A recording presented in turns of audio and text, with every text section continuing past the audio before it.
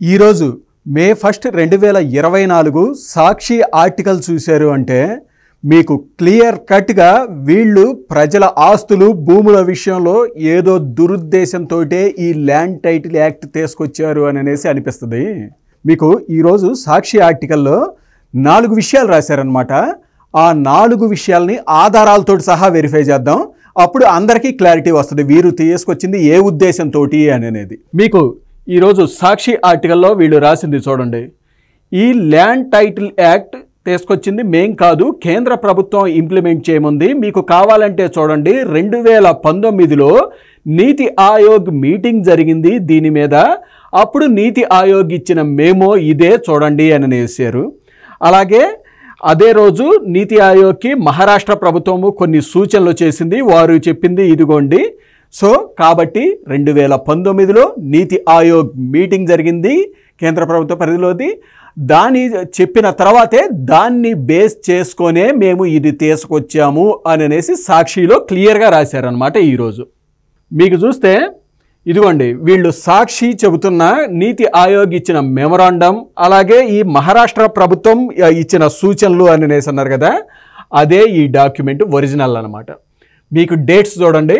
మీకు ఆ నీతి ఆయోగ్ మీటింగ్ జరిగింది, ఆ మహారాష్ట్ర ప్రభుత్వం సూచనలు ఇచ్చింది ఎప్పుడు?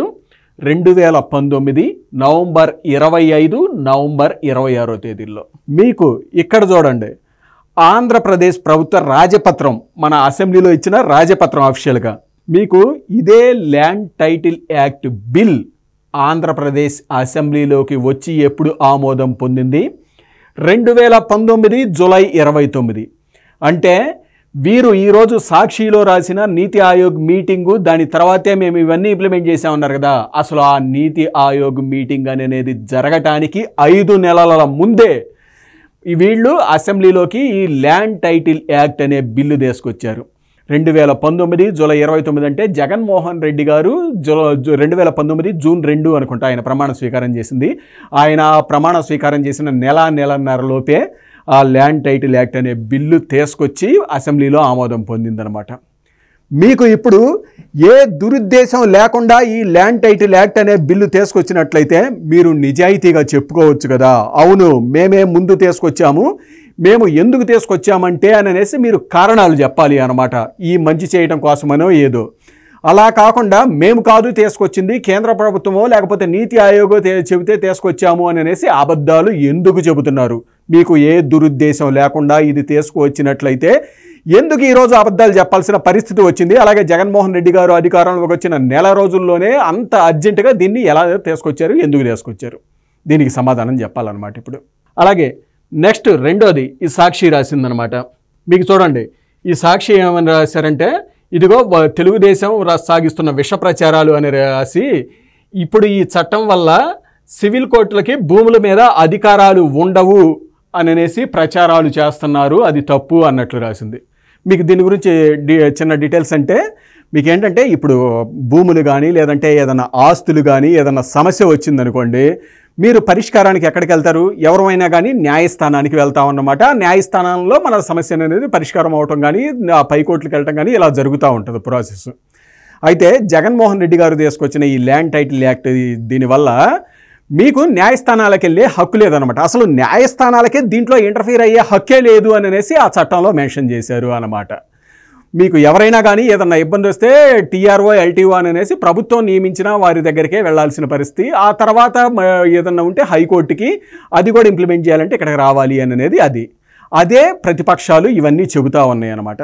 అయితే వీళ్ళుండేసేసి ఏమని చెప్పారు?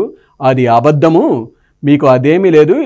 ఇప్పుడు కూడా ఈ చట్టం వచ్చిన తర్వాత కూడా ఇప్పటి మాదిరిగానే కోర్టుల్లోనే ఇవి పరిష్కారం అవుతాయి, దీంట్లో ఎటువంటి తేడా లేదు, మీరు అబద్ధం చెబుతున్నారు అనేసి సాక్షి రాసింది. సో సాక్షి ఇప్పటిలాగానే కోర్టులకు వెళ్ళొచ్చు, అదేమీ లేదు, తెలుగుదేశం కానీ ప్రతిపక్షాలు అబద్ధ ఆరోపణలు చేస్తున్నాయి అని చెబుతున్నారు. మీకు చూస్తే క్లియర్గా ఇది వైసీపీ తీసుకొచ్చిన చట్టం అండి. ఆ ప్రభుత్వ రాజపత్రంలో మెన్షన్ చేసింది నంబర్ 38 క్లియర్గా చూడండి. ఇది పేజీ నంబర్ 27లో నంబర్ 38 ఉంటుంది ఆ చట్టంలో. అందులో క్లియర్గా మెన్షన్ చేశారు, సివిల్ కోర్టులకి ఎటువంటి అధికారము లేదు అని అనేసి క్లియర్గా మెన్షన్ చేశారు. సివిల్ కోర్టులకి ఎటువంటి అధికారం లేదు. మీకు ల్యాండ్ విషయంలో, మీ ఆస్తుల విషయంలో ఏదన్నా సమస్య వస్తే మీరు సివిల్ కోర్టులకు వెళ్ళడానికి హక్కు లేదు, అసలు ఆ కోర్టులకి ఇందులో ఇంటర్ఫీర్ అవడానికి హక్కు లేదు అని అనేసి క్లియర్గా మెన్షన్ చేశారు. ఇప్పుడు చెప్పండి, మీకు ఏ దురుద్దేశము లేకపోతే ఇందులో మీరు క్లియర్గా చెప్పొచ్చు కదా, అవును మేము న్యాయస్థానాలకి వెళ్ళే హక్కు లేదు అని అనేసి చట్టం చేశాము, అలాగే న్యాయస్థానాలకి ఇందులో ఇంటర్ఫియర్ అయ్యే హక్కు లేదు అని చట్టం చేశాము, ఎందుకు అంటే ఇలా అని అనేసి కారణాలు చెప్పొచ్చు. కానీ అలా చెప్పకుండా మీరుండేసి అదేమి లేదు ఇప్పట్లాగానే వెళ్ళొచ్చు న్యాయస్థానాలకి అని అనేసి అబద్ధం ఎందుకు చెబుతున్నారు? ఏ దురుద్దేశం లేకపోతే అబద్ధం చెప్పాల్సిన పనే ఉంది, నిజమే చెప్పొచ్చు కదా. మీకు ప్రజలందరూ కూడా నెక్స్ట్ ఇంకో 2 రాసింది సాక్షి, ఆ రెండింటిని చూసే ముందు ఈ రెండిట్లో ఒక్కసారి ప్రజలు సీరియస్గా ఆలోచించండి. మీకు వీళ్ళుండేసి ఇది ఇప్పుడు నీతి ఆయోగ్ దగ్గర తెచ్చింది అని అనేస్తున్నారు, అది అబద్ధమే. ఇది జగన్మోహన్ రెడ్డి అధికారంలోకి వచ్చిన నెల రోజుల్లోనే అర్జెంటుగా ఎమర్జెన్సీ బేసిస్లో ఈ బిల్లును అనేది తీసుకొచ్చారు, అలాగే న్యాయ వ్యవస్థను పక్కన పెట్టి మరీ ఇది తీసుకొచ్చారు. ఇప్పుడు అబద్ధాలు చెబుతున్నారనమాట. మీకు వీరికి ఏ దురుద్దేశం లేకపోతే ఇలా చేయాల్సిన పని ఏంటి? మీకు ఈరోజు ప్రతిపక్షాలు వీళ్ళందరూ ఆరోపణలు చేస్తున్నారనమాట.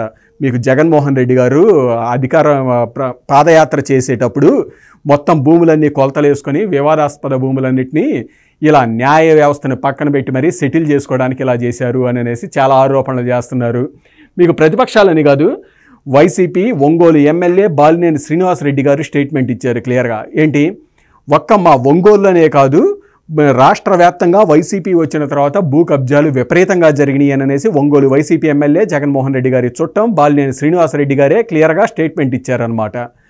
అంటే మీరేంటి ఈ వీటన్నిటినీ ఇప్పుడు ఈ చట్టం తీసుకొచ్చేసి ఆ న్యాయ వ్యవస్థ అనే దాన్ని పక్కన పెట్టి మీరు అపాయింట్ చేసిన టీఆర్ఓ ఎల్టీఓల ద్వారా సెటిల్ చేసుకోవాలని చూస్తున్నారా?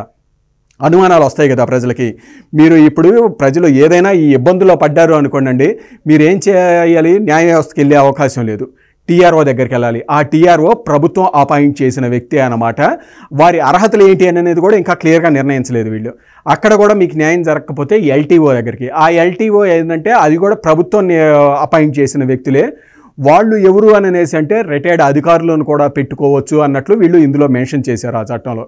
రిటైర్డ్ అధికారులు అంటే మీకు చూస్తూనే ఉన్నారు కదండి, ఎంతమంది జగన్మోహన్ రెడ్డి గారికి అనుకూలంగా మాట్లాడటం ఇదంతా చేస్తూ ఉన్నారు. ఏ జగన్మోహన్ రెడ్డి గారు తప్పు చేసినా ఆయనకి సమర్థిస్తూ మాట్లాడుతూ ఉన్న అధికారులు, రిటైర్డ్ వాళ్ళు, మేధావులు లెక్క ఇది చెబుతున్న వాళ్ళు చాలామంది ఉన్నారు. వాళ్ళందరిలో ఎవరో ఒకళ్ళని పెట్టుకోవచ్చు. వాళ్ళ ద్వారా మీకు ఏ విధమైన న్యాయము జరగదు అనేది ఆటోమేటిక్గా అర్థమైపోద్ది. మీకు ఆ తర్వాత అవన్నీ జరగకపోతే హైకోర్టుకి వెళ్ళాల్సిన పరిస్థితి ఏర్పడింది. సామాన్యుడు హైకోర్టుకి వెళ్ళటం ఎంత కష్టమో, ఖర్చుతో కూడుకున్న పని అందరికీ తెలిసిందే. ఆ తర్వాత హైకోర్టు మార్గదర్శకాలు ఇచ్చిన వాటిని మళ్ళీ ఇంప్లిమెంట్ చేయడానికి ఇదే టీఆర్ఓ ఎల్టీఓ అని ప్రభుత్వం అపాయింట్ చేసిన వాళ్ళ దగ్గరికే రావాలి. వాళ్ళు మళ్ళీ అక్కడ మీకు క్వరీలు వేయవచ్చు అన్నమాట. సో అటువంటి సమయంలో బాధితుడు ఏమని ఆలోచిస్తాడు? ఇంకా తప్పనిసరి పరిస్థితి, అయ్యా నా స్థలము 10 లక్షలు 20 లక్షలు అయితే 5 లక్షలు 10 లక్షలు ఇయ్యయ్యా ఎలా కలా అనేసి అద్దించి సెటిల్ చేసుకోవాల్సిన నిస్సహాయ పరిస్థితులు ఏర్పడతాయి అన్నమాట, న్యాయ వ్యవస్థను ఈ రకంగా పక్కన పెట్టడం వల్ల అన్నమాట. సో ప్రజలందరూ దీని గురించి సీరియస్గా ఆలోచించండి. అలాగే నెక్స్ట్ వచ్చేసరికి సాక్షి రాసిన 3వది అనమాట. సాక్షి ఏమని రాసిందండి ఈరోజు, అసలు ఈ చట్టం అమలులోనే లేదు, అమలులో లేని ఈ చట్టం మీద వీళ్ళు ఎంత గోల చేస్తున్నారేంటి అని అనేసి రాశారు ఈరోజు సాక్షిలో. మీకు చూస్తే ఇది ఆంధ్రప్రదేశ్ ప్రభుత్వం వీళ్ళు వైసీపీ రిలీజ్ చేసిన రాజపత్రమే. చూడండి, నవంబర్ 14, 2023 నుంచి ఈ ల్యాండ్ టైటిల్ యాక్ట్ అమల్లోకి వచ్చింది అని అనేసి క్లియర్గా ప్రభుత్వం రిలీజ్ చేసిన రాజపత్రం.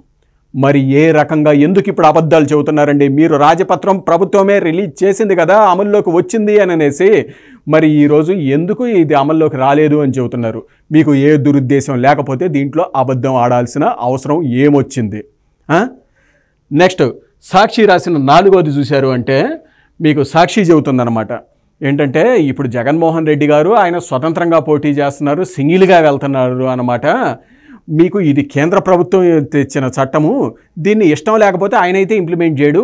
అదే బీజేపీతోటి కలిసి పోటీ చేస్తున్న చంద్రబాబు నాయుడు గారు అయితే రేపు ఎన్డీఏ ప్రభుత్వం వస్తే వాళ్ళు ఈ చట్టం అమలు చేయమంటే చేసి తీరాల్సిందే కదా అంటున్నారనమాట.